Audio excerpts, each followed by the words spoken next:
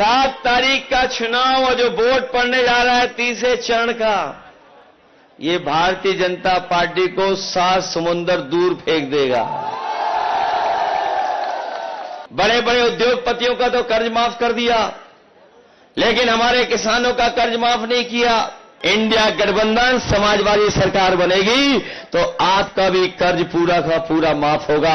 अगर उद्योगपतियों का माफ हो सकता है तो हमारे किसानों का कर्ज क्यों नहीं माफ होगा। अभी तक तो आपको किसी को कह के काम कराना पड़ता था।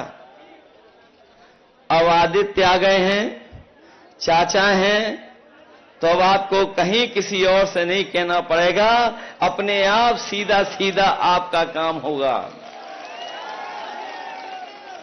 मैं अभी 1 दिन पहले ही आपके जिले में आया था और मैंने जो जन समर्थन देखा था उससे ज्यादा हमें यहां पर जन सैलाब दिखाई दे रहा है। हालांकि हमारा पंडाल छोटा पड़ गया, जहां धूप है और धूप के बावजूद भी लोग अपने अंगोछे से सर ढक करके धूप से बचते हुए हम लोगों का कार्यक्रम सफल बना रहे हैं। न केवल बाईं तरफ और मैं दूर दाईं तरफ भी देख रहा हूं, और जो पेड़ है हमारा उसके नीचे तो इतने लोग हैं, छाए के अंदर हम लोगों की बातें सुन रहे हैं। ये 7 तारीख का चुनाव और जो वोट पड़ने जा रहा है तीसरे चरण का, ये भारतीय जनता पार्टी को 7 समुंदर दूर फेंक देगा। ये चरण उनका सफाया करने जा रहा है। पहले दूसरे चरण की हवा तो आपको पता लग गई होगी। पहले दूसरे चरण में जो जनता ने भारतीय जनता पार्टी को पलटा है, रहा बचा तीसरे चरण वाले लोग इन लोगों का सफाया करने जा रहे हैं। और सफाया इसलिए होने जा रहा है, इन्होंने कोई वर्ग नहीं छोड़ा जिससे इन्होंने नकली बातें न की हों। पिछले 10 साल का अगर इनका हिसाब किताब देखें तो इनकी हर बात झूठी निकली और इनके झूठे वादे निकले। यही लोग कह रहे थे कि हम किसानों की आय दोगुनी कर देंगे। आज किसान अपना हिसाब किताब लगाता है, लागत को देख करके चिंता करता है, और इस महंगाई में जो उसका मुनाफा होना चाहिए, जो पैदावार का मूल्य होना चाहिए, वो ये सरकार दे नहीं पा रही है। और परिणाम ये है कि लागत लगाने के बाद, अपनी मेहनत पूरी करने के बाद भी हमारा किसान खुशहाल नहीं हो पा रहा है, गांव के लोग खुशहाल नहीं हो पा रहे हैं। जो लोग कहते थे आय दोगुनी कर देंगे, उन्होंने 3 काले कानून लाने का काम किया था और उनकी साजिश थी कि हम किसानों की जमीन भी छीन लें, उनकी पैदावार पे भी कब्जा कर लें। लेकिन हम अपने किसानों को बधाई देना चाहते हैं, वो जाकर के दिल्ली में धरना दिया, बैठे रहे, कीलें लगी, दीवारें बनाई गई, ट्रैक्टरों को डीजल नहीं भरने दिया, लेकिन उन्होंने अपना आंदोलन पीछे नहीं किया और तब तक डटे रहे जब तक सरकार ने 3 काले कानून वापस नहीं ले लिए। लेकिन अभी लड़ाई किसानों की खत्म नहीं हुई है। ये वही लोग हैं जो एमएसपी देने से पीछे हट रहे हैं। इस बार समाजवादी पार्टी और इंडिया गठबंधन ने तय किया है, अपने किसानों को, गरीबों को खुशहाल बनाने के लिए सरकार बनने के बाद किसानों को एमएसपी का कानूनी अधिकार दिला करके किसानों को खुशहाल बनाने का काम करेंगे।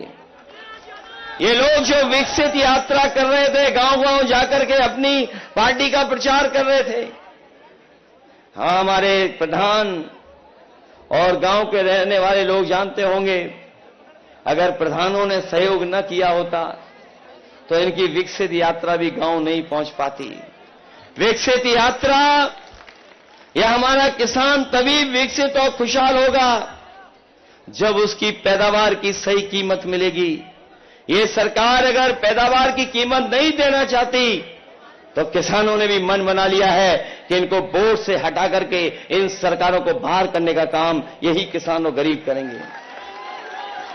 केवल एक धोखा नहीं, जो लोग जानकार होंगे वो जानते होंगे, इन्होंने किसानों से वादा किया था कि उनकी भी मदद की जाएगी, कर्ज माफ किया जाएगा। बड़े बड़े उद्योगपतियों का तो कर्ज माफ कर दिया, लेकिन हमारे किसानों का कर्ज माफ नहीं किया।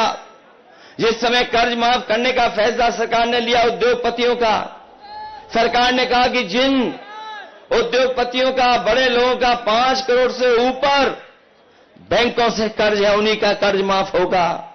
हमारा किसान मायूस रह गया, क्योंकि किसान का कर्ज करोड़ों में नहीं है, लाखों में है। हम अपने किसान भाइयों को और गांव के रहने वालों को भरोसा दिलाना के जा रहे हैं, इंडिया गठबंधन समाजवादी सरकार बनेगी तो आपका भी कर्ज पूरा का पूरा माफ होगा। अगर उद्योगपतियों का माफ हो सकता है तो हमारे किसानों का कर्ज क्यों नहीं माफ होगा। मैं देख रहा हूं कि कभी कभी कुछ नौजवान ये अहीर रेजिमेंट की भी तख्ती ऊपर कर देते हैं। मुझे याद है 2019 का चुनाव, हमने कहा कि अकेली अहीर रेजिमेंट नहीं बनेगी, इसके साथ साथ गुजरात की भी रेजिमेंट बनेगी। अगर आप और हम लोग फौज में जाकर के देश की सेवा करना चाहते हैं तो और प्रदेश के लोग भी आए और सेवा करें। लेकिन जो लोग भारत माता की जय के नारे लगाते हैं, कोई कार्यक्रम, कोई सभा बिना भारत माता की जय किए खत्म नहीं होती। हम और आप लोग भी भारत माता की जय बोलते हैं, लेकिन दुर्भाग्य देखो, जो फौज हमारी सीमा पे खड़ी होती है, जो अलग सी परिस्थितियों में देश की सीमा की रक्षा करती है, उस नौकरी को इन्होंने आधा अधूरा बना दिया। अग्निवीर जैसी नौकरी बना दी।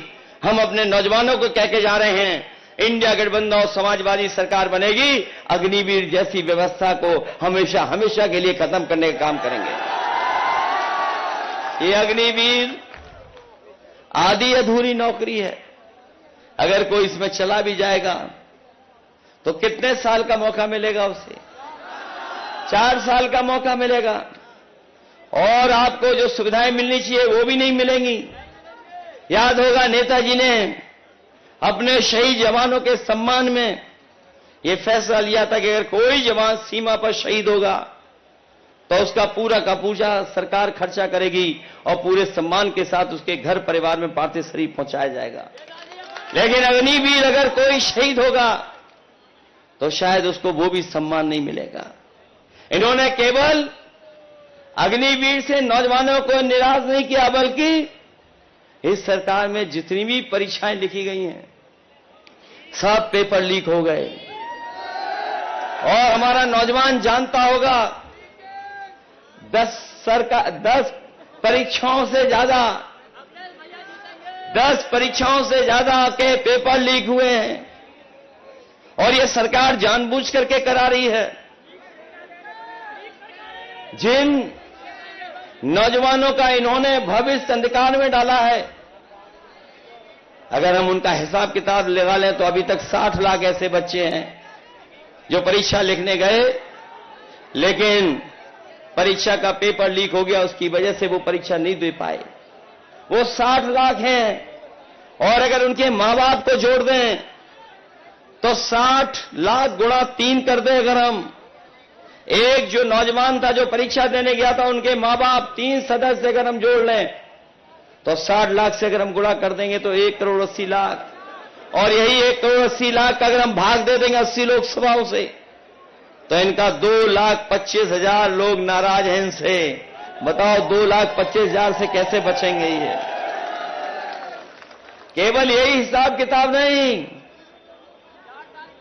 बल्कि आपने देखा होगा इनकी सरकार में हर एक वर्ग के लोगों को धोखा दिया इन्होंने। ये अब जो लोग संविधान को खत्म करना चाहते थे अब उस रास्ते पर हैं कि बाबा साहब भीमराव अम्बेडकर जी का संविधान को भी ये छेड़खानी करके खत्म करना चाहते हैं। लेकिन हमने देखा है जनता को कि जो लोग संविधान खत्म करना चाहेंगे उन सब लोगों को सरकार से बाहर निकालने का काम जनता करने जा रही है। न केवल ये संविधान पे खतरा पैदा किया है, बल्कि याद होगा इन लोगों ने हमें और आपको कोरोना में वैक्सीन लगवा दी। बताओ, वैक्सीन लगने वालों को खतरा हो गया कि नहीं हो गया? एक तरफ संविधान को खतरा और दूसरी तरफ हमारी आपकी जान को खतरा पैदा कर दिया। इन्होंने किसी को नहीं छोड़ा जिसको वैक्सीन न लगवा दी हो। बताओ, वैक्सीन की सूचना तो पढ़ ली होगी आपने कि जिन्होंने वैक्सीन लगवाई है उनको हार्ट से लेकर के और भी कुछ चीजों की चिंता करनी पड़ेगी। हम आज सरकार से कहना चाहते हैं कि अगर आपने वैक्सीन फ्री लगवाई थी तो कम से कम गरीबों का और जिन लोगों को वैक्सीन आपने लगवाई है उनकी जांच और ईसीजी भी फ्री हो जाना चाहिए। क्योंकि अगर वैक्सीन लगी है तो पता नहीं कब खतरा पैदा हो जाए। इसलिए सरकार ये जिम्मेदारी ले, अगर उन्होंने वैक्सीन की जिम्मेदारी ली थी तो इस बात की भी जिम्मेदारी ले कि गरीबों की जांच फ्री होगी। जांच फ्री कर करके ईसीजी कराए, नहीं तो पता नहीं कब किसका हार्ट अटैक आ जाए, कोई पता नहीं। इसलिए ये सरकार ऐसी है जिसने न केवल किसान नौजवानों को धोखा दिया है बल्कि वैक्सीन के नाम पर आम लोगों को धोखा देने का काम किया। और वैक्सीन जो कंपनियां थीं उनसे भी पैसा वसूल लिया। इलेक्टोरल बॉन्ड जो इन्होंने लिए, कोई नहीं बची कंपनी जिससे पैसा न ले लिया हो। चंदा लिया है और दबाव बना करके चंदा लिया है। 1000 करोड़ से लेकर के 1000 करोड़ से लेकर के कई सौ करोड़ चंदा वसूल लिया। बताओ, चंदा वसूला कि नहीं वसूला इन्होंने? और याद रखिएगा, अगर चंदा वसूला गया है, जिन उद्योगपतियों से उन्होंने मुनाफा के लिए आज महंगाई हमारे और सामने लाने का काम किया, महंगाई भी उसी के कारण है। इसलिए हम आपसे विशेष अपील करने आए हैं। ये 7 तारीख को वोट पड़ने जा रहा है। ये तीसरे चरण का चुनाव है। बदायूं से लेकर के मैनपुरी, बदायूं से भी नेताजी सांसद रहे। आपने चुनकर के भेजा। जितना लगाव उनको मैनपुरी इटावा से था उससे ज्यादा लगाव बदायूं की जनता से भी नेताजी का हमेशा बना रहा है। और जब भी हम लोग सरकार में आए, बदायूं को कभी विकास में पीछे नहीं छोड़ा।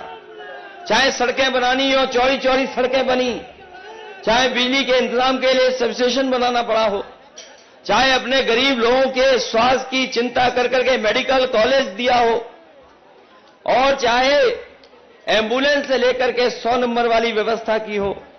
समाजवादी सरकार में हर व्यवस्था करने का काम किया।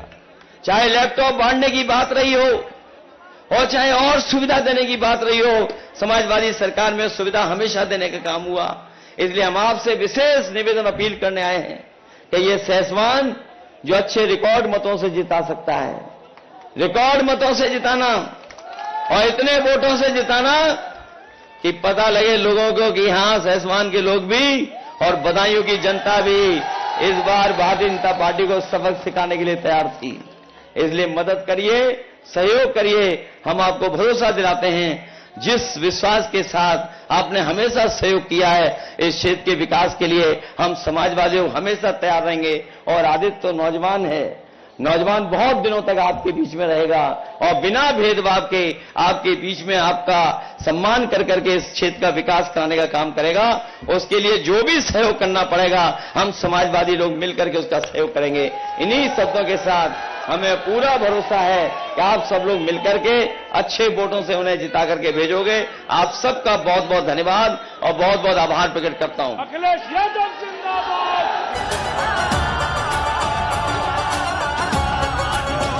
किसी को ईने से जोड़ा, किसी को ईडी ने तोड़ा, मनोबल भारत का था जो वो तानाशाही ने तोड़ा। भारत को हमने जोड़ा है, तुमने तो इसको तोड़ा है। तानाशाह ने देश देश की कश्ती को मझधार में लाके छोड़ा है।